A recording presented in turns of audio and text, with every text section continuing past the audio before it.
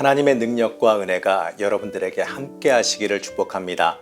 오늘 함께 하실 하나님의 말씀은 사도행전 2장 21절 말씀입니다. 누구든지 주의 이름을 부르는 자는 구원을 받으리라 하였느니라. 오늘도 엔게디 말씀 묵상과 함께 하시는 성도님들을 축복합니다. 아무래도 이 목사이다 보니까요, 이 장례식에 참여할 일이 좀 많이 있었습니다.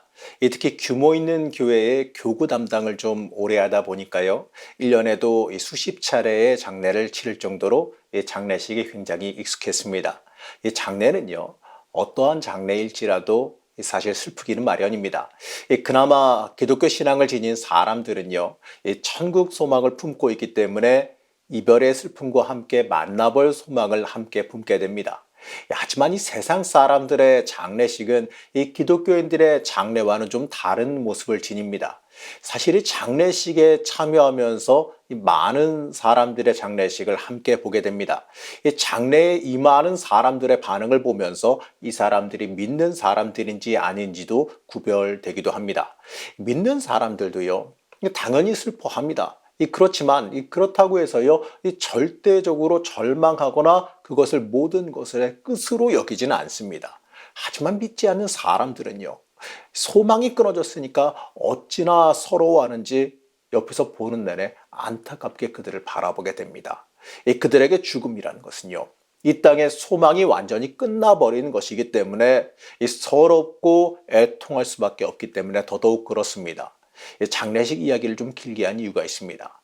우리는 같은 세상에 살고 있지만요, 살아가는 삶의 길이 완전히 다르기 때문에 그래요. 우리 믿는 사람들은요, 우리의 소망이 하나님께 있습니다. 그 부분에서요, 인생의 끝을 바라보는 관점이 완전히 달라지게 됩니다. 우리는요, 이 차이점을 놓치지 말아야 돼요. 우리는 하나님께 소망을 두고 살아가야 됩니다.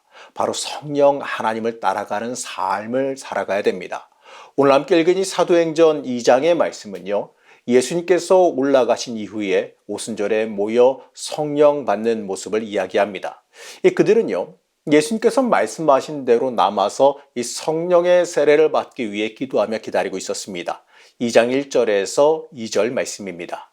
오순절 날이 이미 이름에 그들이 다 같이 한 곳에 모였더니 호련히 하늘로부터 급하고 강한 바람 같은 소리가 있어 그들이 앉은 온 집에 가득하여, 이들이 하나님께 자신의 인생을 내어 맡기면서 기도하고 있었을 때에 이 호련히 하늘로부터 급하고 강한 바람 같은 소리가 온 집에 가득했다라고 말합니다.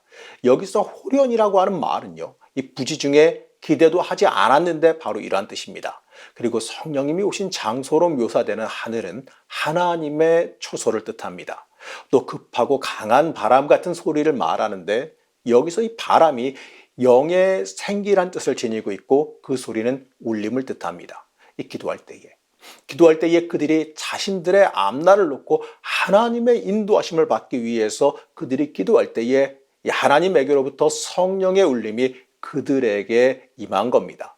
그리고 갑자기 성령의 방언이 그들의 각자의 입에 임하게 됩니다. 3절에서 4절 말씀입니다. 마치 불의 혀처럼 갈라지는 것들이 그들에게 보여 각 사람 위에 하나씩 임하여 있더니 그들이 다 성령의 충만함을 받고 성령이 말하게 하심을 따라 다른 언어들로 말하기 시작하니라. 방금 읽어드린 이 말씀은 우리가 너무나도 잘 알고 있는 오순절 성령 강림 사건입니다. 이 성령 받은 사람들의 모습을 가리켜서 이 성경에서 어떤 사람들이 말하기는 이들이 독한 새술에 취했다라고 말했습니다. 다시 말하면요, 새 술에 취했다라는 것은 아주 독한 술에 마치 몸을 주체하지 못할 정도로 취했다라는 뜻입니다. 여러분들 혹시 이 술이 아주 많이 취한 사람을 보신 적이 있습니까? 그냥 적당히 취한 분들 말고 완전히 술독에 빠져서 인사불성이 된 사람들을 구경하신 적이 있습니까? 그 사람들을 보면 사람들이 뭐라고 말하냐면 이 사람이 술을 먹은 게 아니라 술이 사람 먹었다라고들 말하지요. 그놈의 이 술에 지배되어서 아무것도 하지 못하고 술에 이끌려서 술이 시키는 대로 각종 엉뚱한 사건 사고를 저지르기도 하게 됩니다. 그리고 사고 치고 나서 정신 차리고 하는 말들이 있지요. 술이 웬수다. 이처럼 이 성령 받은 사람의 모습을 갖다가 이 완전 인사불성으로 취한 거 아니냐라고 이렇게 말하는 거예요. 다른 의미긴 하지만 맞긴 맞아요. 그들이 취한 건 맞습니다. 술에 취한 게 아니고 성령에 완전히 취한 겁니다. 그것도요, 적당히 취한 게 아니라 주체하지 못할 정도로 자기를 자기 마음대로 하려고 하는 그 고집과 아집들이 완전히 녹아져서 없어지고 하나님의 뜻대로 이 성령님의 인도하심대로 살아버릴 정도로 성령님의 역사하심에 인사불성되어져 버렸다는 뜻입니다. 바로 그들은요, 이 성령 받음으로 인하여서 하나님을 향한 사역을 시작하게 됐습니다. 이 성령 받음으로 인하여서 하나님의 역사가 그들의 인생 가운데에 시작되어지기 때문입니다. 그들은요, 새 부대에 새 수를 담았습니다. 새로운 예수 그리스도의 구원의 세상이 시작되었을 때에 그들은 성령 받음으로 인하여서 새로운 영을 받아서 새롭게 변화되어졌습니다. 그들이 성령 받고 자기의 삶을 하나님의 온전한 이끌림으로 받았을 때에 하나님의 이끌림을 온전히 인정하고 받아들였을 때에 이 그리스도의 교회들이 시작되게 된 겁니다. 바로 성령의 삶을 살게 되었기 때문에 그렇습니다. 여러분 마찬가지로요. 우리의 인생도 이 성령님에게 온전히 이끌림을 받게 되면 우리의 인생이 새롭게 전환되어집니다. 이처럼 성령 받으면요. 우리의 삶에 놀라운 변화가 일어나게 됩니다.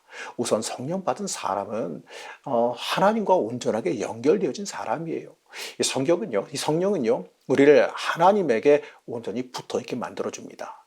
옛날에 이 전기불이 우리나라에 들어온 지 얼마 안 됐을 때요.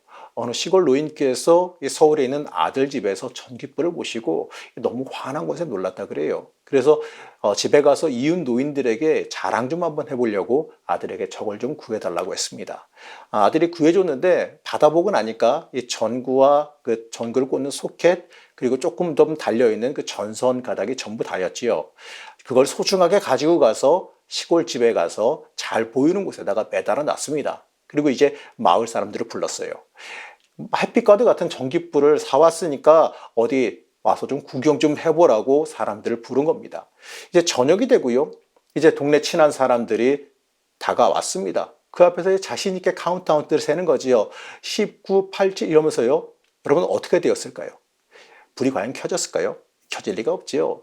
이 전선이 아니고 이 전기를 연결한 게 아니고 이 마당에 있는 빨랫줄에다가 매달아 놨는데 이 불이 들어오면 더 크게 이상한 일 아니겠습니까? 이 마찬가지로요.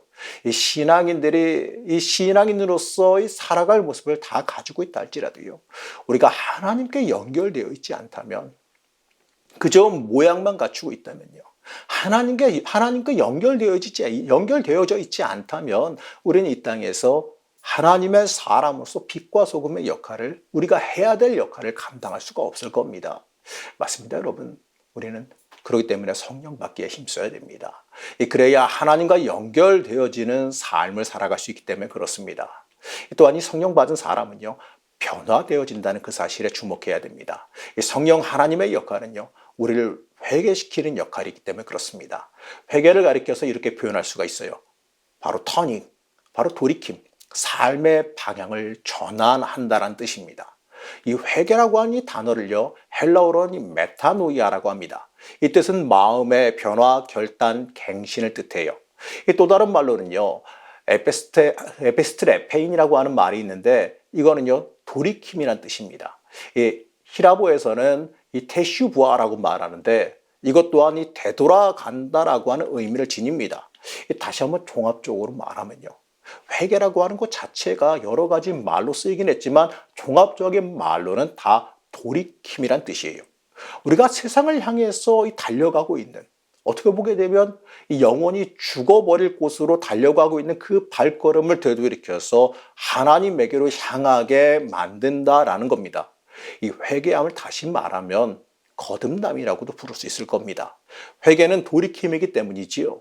내가 내 뜻과 내 마음대로 내 인생을 살아오려고 했던 그것을 이제는 포기하고 하나님의 뜻과 하나님의 마음대로 내 인생을 살아가려고 하는 인생의 돌이킴이기 때문에 그렇습니다. 성령 받은 사람은요, 우리의 옛사람, 이 썩어 없어져 버릴 옛사람을 갖다가 이 육신의 것만 추구하고 살아던 그 옛사람을 갖다가 십자가 밑에서 죽이는 역할을 하게 되는 겁니다. 리차드 니버라고 하는 사람은요, 이렇게 말해요. 다른 것으로 바꾸는 것, 새로워지는 것을 회개다. 이렇게 말하고 있습니다. 바로 이러한 변화요, 우리의 삶을 세상적인 삶에서 영적인 삶으로 변화시키는 겁니다. 하나님을 향한 삶으로 우리의 인생을 변화시키는 겁니다. 그리고 성령 받은 사람은요, 하나님께서 주시는 하나님의 선한 꿈을 꾸게 됩니다. 맞습니다, 여러분. 성령 받은 사람은 하나님의 환상을 보게 될 겁니다. 하나님께서 어떻게 인도하실 것인지, 우리의 인생을 통해서 하나님께서 역사하시고 인도하실 그것을 보여주시기 때문에 그래요. 우리의 인생을, 우리의 삶을 어떻게 살아가야 할지에 대해서 하나님께서 틀림없이 보여주신다는 겁니다. 우리의 인생에 있어서 하나님께서 주신 길이라는 것에 그것이 존재한다는 것을 잊지 마시기 바랍니다. 내 인생에 하나님의 계획이 있어요. 내 삶에 하나님께서 주시고 이끄시고 하는 하나님의 계획과 길이라는 게 존재하고 있습니다. 우린 그것을 바라볼 줄 알아야 돼요. 우리가 성령 받게 되어지면요, 우리가 살아가야 될 그 갈 길, 그 갈 길을 밝히 보게 될 것이라는 것을 믿으시기 바랍니다. 우리가 나아가야 할 길을, 우리가 나아가고 어떻게 살아가야 될 그 길을 도저히 모르겠고 도저히 인생길이 깜깜해서 답답할 때에, 그때 우리는요, 성령 받기를 먼저 갈망할 수 있어야 돼요. 성령 받음이, 성령님의 인도하심 받음이 모든 문제의 해결이 된다는 것, 문제 해결의 시작이 되어준다는 것을 믿어야 됩니다. 사랑하는 성도 여러분, 우리도 그 초대교회 그 사람들처럼, 우리도 마가의 다락방에 모였던 그 사람들처럼 성령의 세술에 취하기를 원해야 됩니다. 여러분, 그것이 바로 우리 신앙생활의 시작이기 때문에 그렇습니다. 그리고 그 일이, 성령 받은 일이, 성령 충만한 일이, 성령 세례 받은 일이 우리의 삶의 거듭남의 시작이에요. 우리가 우리의 새로운 삶의 시작을 마주할 수 있어야 됩니다. 돌이킴, 회개, 진정한 삶의 성화, 이 모든 것의 시작은요, 성령 받음으로 시작되는 거예요. 여러분, 복 받는 거 좋아하시죠? 복 받는 것의 시작도 성령 받으면서 시작된다는 거 아십니까? 사랑하는 성도 여러분, 여러분의 그릇에, 여러분의 인생의 그릇에 무엇을 담기를 원하십니까? 여러분, 성령 먼저 담으시기 바랍니다. 성령 받지 못한 그리스도인이요, 이거는 존재할 수가 없어요. 성령 받지 못한 사람이 그리스도인이 아니기 때문에 그래요. 이 성령의 도우심 없이 우리는 살아갈 수가 없다. 여러분은 이걸 고백할 수 있어야 됩니다. 성령의 도우심이 없이는요, 우리는 살아갈 수가 없다. 이 사실을 우리가 깨달아야 됩니다. 우리는 성령 하나님께 온전히 취하는 삶, 바로 하나님에게 나를 온전히 내어 맡기는 삶을 살아갈 수 있어야 됩니다. 여러분, 그러한 삶이요, 우리의 유익이 된다는 것, 우리의 인생의 유익이 된다는 것을 고백하시고 인생 가운데에 이 성령님의 역사하심을 갈망하는 저와 여러분들 되시기를 지각 간절히 축복합니다. 우리를 사랑하신 하나님, 우리가 온전히 성령 충만한 삶을 살아가길 원합니다. 성령 하나님의 은혜로 우리를 인도하여 주셔서 하나님께서 이끌어 가시는 복된 삶을 살아갈 수 있게 허락하여 주시옵소서. 성령 받음이 모든 것의 시작임을 깨닫게 하여 주옵시고, 성령 하나님께 온전히 내어 맡기는 은혜가 우리의 인생 가운데 있게 허락하여 주시옵소서. 오늘도 성령 충만하기를 소망하며 예수님의 이름으로 간절히 기도드렸습니다. 아멘.